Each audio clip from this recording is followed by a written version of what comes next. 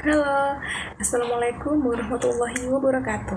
Perkenalkan, nama saya Wayana dengan NIM N1D1 19021. Saya di sini akan mempresentasikan materi dari RPP yang sudah saya buat dengan judul materi Hikayat.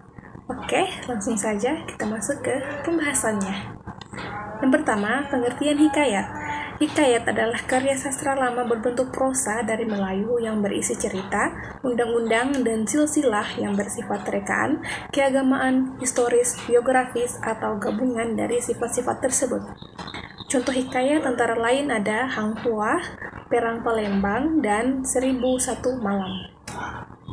Selanjutnya, hikayat secara umum merupakan cerita sejarah atau sebuah bentuk dari kesusastraan Melayu Aceh. Oleh karena itu, hikayat banyak menggunakan bahasa Melayu.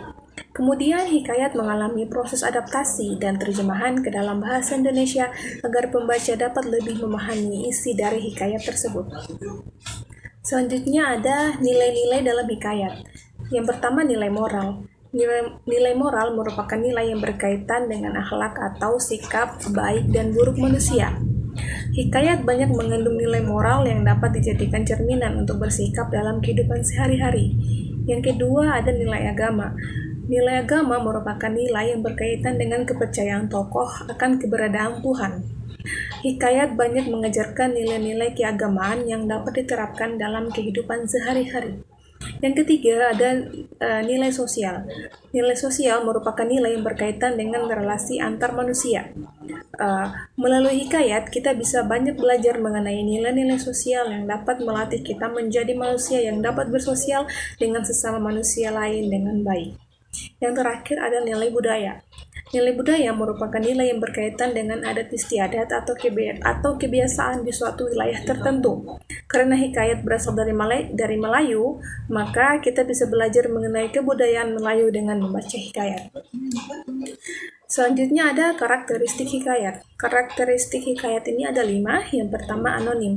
Anonim ini berarti hikayat tidak diketahui secara jelas pengarang hikayat tersebut.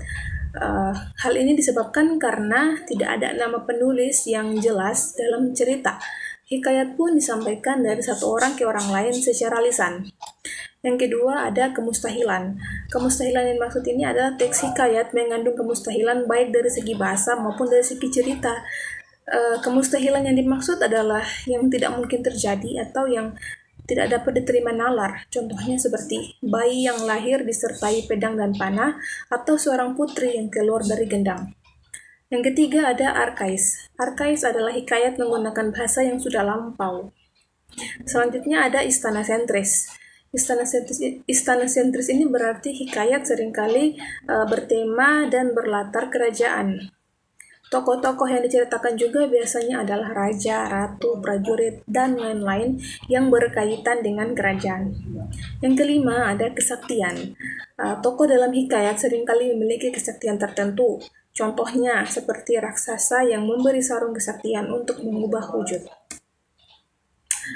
Baik, terima kasih. Itulah tadi penjelasan sedikit tentang apa itu hikayat dan beberapa jenisnya.